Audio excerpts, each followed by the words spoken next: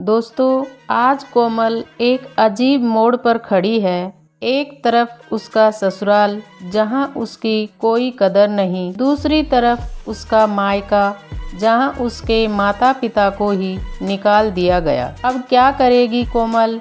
क्या वह अपने माता पिता को बचा पाएगी? क्या उसके पति अंकुश कभी उसकी तकलीफ को समझेंगे? ये कहानी सिर्फ कोमल की नहीं बल्कि हर उस लड़की की है जो अपने माता पिता और ससुराल के बीच पिस जाती है। देखिए इस कहानी को अंत तक, क्योंकि इसका अंत आपकी सोच बदल देगा। यह कहानी है मध्यम वर्गीय परिवार की लड़की कोमल की, जो अपने पति से शिकायत कर रही है। अंकुश, तुम कब मेरी बात सुनोगे? आखिर मैं तुम्हारी पत्नी हूँ, कोमल ने गुस्से में अंकुश से कहा। अंकुश बिना कुछ बोले घर से बाहर निकल गया। अब ऐसा हर दिन होता है।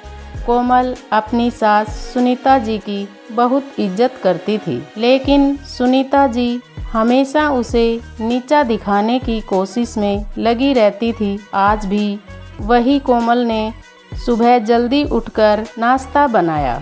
अंकुश को सूजी का हलवा बहुत पसंद था, इसलिए उसने नाश्ते के साथ हलवा भी बनाकर सभी को परोस दिया। उसके ससुर रामलाल जी ने सुनीता जी को टोकते हुए कहा, ये क्या फिजूल खर्ची है, सुबह सुबह देसी घी का हलवा? सुनीता जी ने कोमल को डांटते हुए पूछा, क्यों बहू, ये देसी घी क्या तेरे मायके से आया है? माँ जी, वो इन्हें हलवा बहुत पसंद है, इसलिए थोड़ा सा बनाया है। यह कहकर कोमल अंकुश की तरफ देख रही थी, शायद वो कुछ बोले।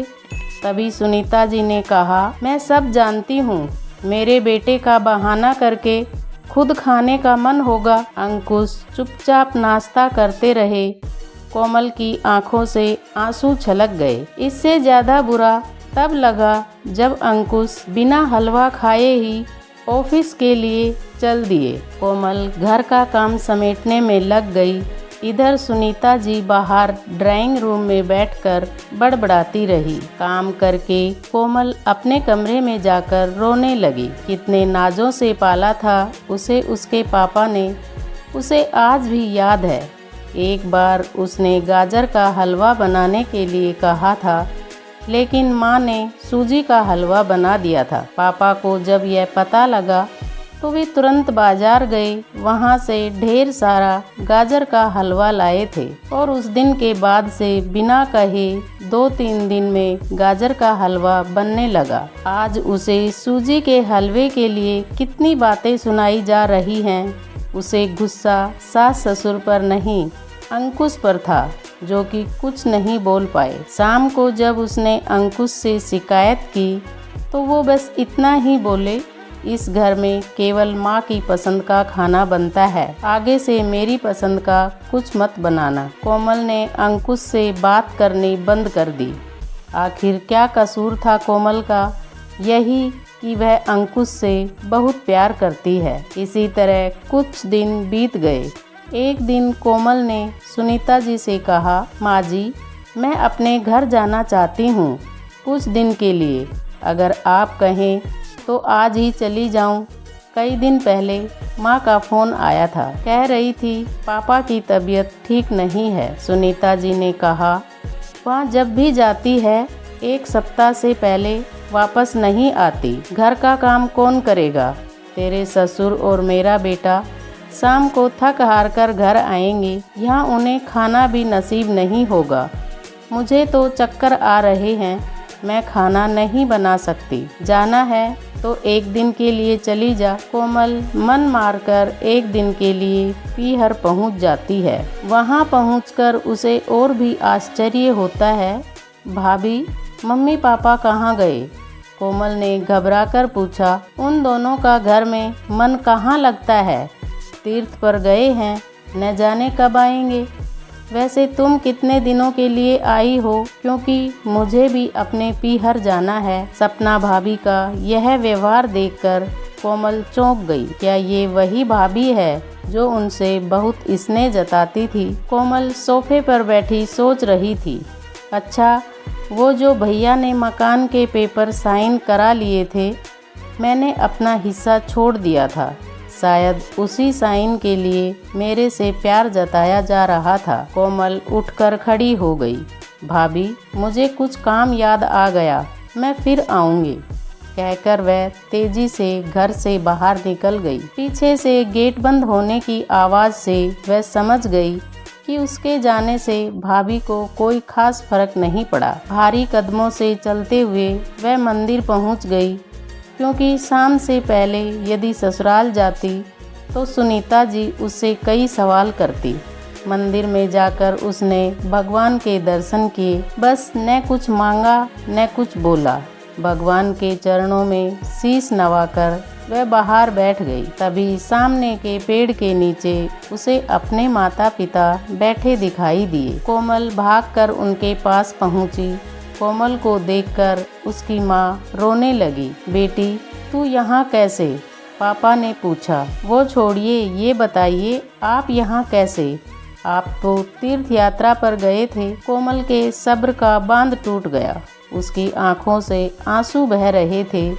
बेटी, तेरी भाभी ने तुझसे झूठ बोला है। बिजनेस में पैसा लगाने के लिए तेरे भैया ने मकान अपने नाम करा लिया। मकान के कागज गिरवी रखकर साहूकार से कर्ज ले लिया।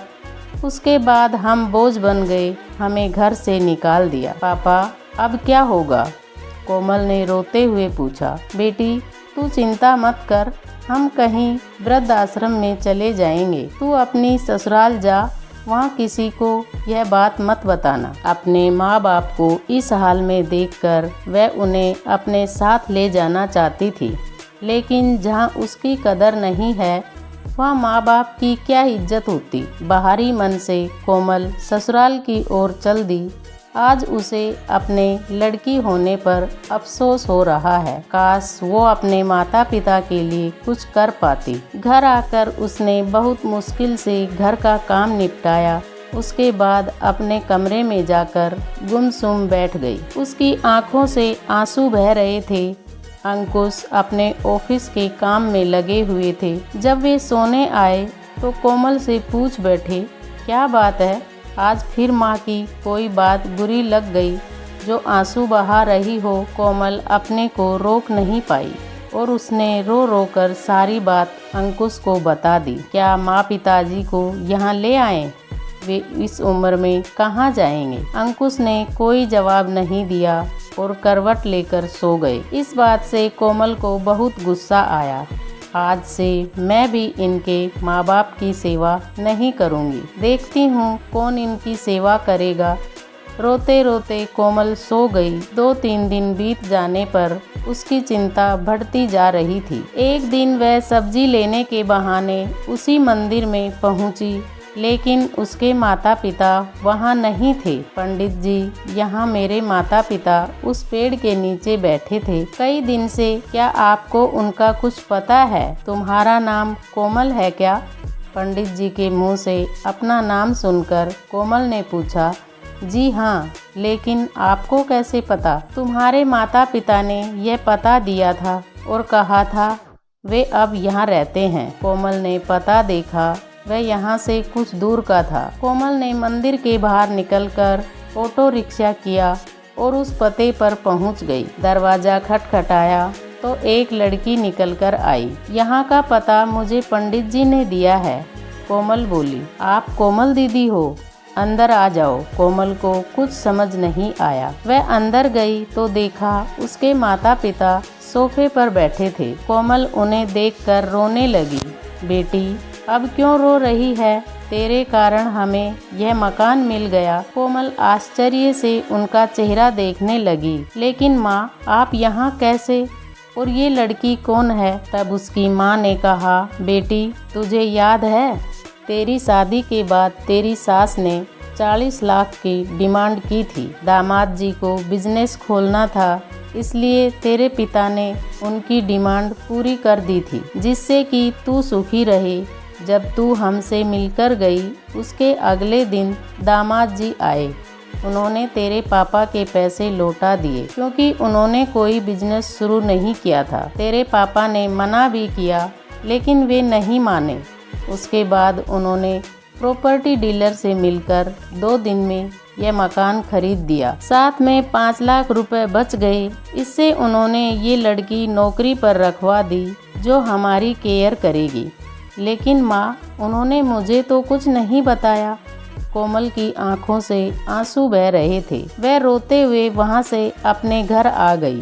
घर आकर वह सोच रही थी, अंकुश ने कभी उसके लिए आवाज़ नहीं उठाई, लेकिन मेरे माता पिता के लिए इतना कर दिया जो कि कोई सगा बेटा भी नहीं कर सकता। रात को उसने अंकुश से पूछा, आपने ऐसा क्यों किया? अगर माँ जी को पता लग गया तो क्या होगा? अंकुश का जवाब सुनकर कोमल रोने लगी। अंकुश ने कहा, जैसे तुम्हारे लिए ये माता पिता हैं, वैसे ही मेरे लिए भी तो वो माता पिता हैं। मैंने पैसे लेते समय ही सोच लिया था कि एक दिन ब्याज के साथ सारे पैसे लौटा दूंगा, लेकिन जब बिजनेस शुरू नहीं हो पाया तो मैं इन पैसों को अपने पास रखकर सही समय आने का इंतजार कर रहा था। अगर मैं तुम्हारे माता पिता को अपने घर ले आता तो उनका आत्मसम्मान हर दिन उन्हें धिक्कारता। बेटी के घर वे रहना पसंद नहीं करते, वे अपमानित न हों, इसलिए मैंने ये सब किया। अंकुश, मुझे माफ़ कर दो, आज तक मैं तुम्हें गलत समझती रही। तभी पीछे खड़ी सुनीता जी बोली, बेटी, वह पैसा हमने उधार लिया था, वह तुम्हारे पिता की अमानत थी। मैंने और अंकुश ने पहले ही फैसला किया था कि ब्याज के साथ तुम्हारे पैसे लौटा देंगे। चल अब सो जा, सुबह नाश्ता टाइम पर नहीं बना तो अच्छा नहीं होगा। उनकी बात सुनकर कोमल, अंकुश और सुनीता जी जोर से हंसने लगे। कोमल की आंखों में आंसू थे, लेकिन इस बार ये आंसू दर्द के नहीं बल्कि गर्व और खुशी के थे। उसने अंकुश का हाथ थाम लिया और धीमे से कहा, तुमने जो किया वो कोई महान इंसान ही कर सकता है। मैं तुमसे बहुत प्यार करती हूँ। अंकुश मुस्कुराया, प्यार करना आसान है लेकिन रिश्तों को निभाना मुश्किल। बस मैंने यही किया। पीछे खड़ी सुनीता जी भी भावुक हो गई। उन्होंने प्यार से कोमल के सिर पर हाथ फेरा और कहा, बेटा, असली रिश्ता खून से नहीं दिल से बनता है। हम सब साथ हैं, बस यही सबसे बड़ी खुशी है। कोमल ने माँ के गले लगकर कहा, हाँ माँ, अब कोई गलतफहमी नहीं रहेगी, हम सब साथ में खुश रहेंगे। अगली सुबह जब सब नाश्ते की टेबल पर बैठे तो माहौल हल्का और खुशनुमा था। कोमल ने मुस्कुराते हुए कहा, माँ, आज मैंने आलू के पराठे बनाए हैं, आपके फेवरेट। सुनीता जी हंसते हुए बोली, चलो अब तो पक्का लग रहा है कि मेरी बहू बेटी में बदल चुकी है। अंकुश ने चुटकी ली और मेरा क्या? कोमल मुस्कुराई, तुम मेरे लिए हमेशा सबसे खास रहोगे। फिर तीनों जोर जोर से हंस पड़े। घर में हंसी, प्यार और अपनापन भर गया। कोई किसी से बड़ा छोटा नहीं था, बस एक दूसरे का सम्मान और प्यार ही असली दौलत थी। रिश्ते दिल से निभाए जाते हैं, समझौतों से नहीं। दोस्तों, वीडियो कैसा लगा कमेंट बॉक्स में ज़रूर बताएं। वीडियो अच्छा लगा तो वीडियो को लाइक एंड शेयर करें। चैनल को सब्सक्राइब ज़रूर करें। मिलते हैं अगले वीडियो में। जय श्री श्याम।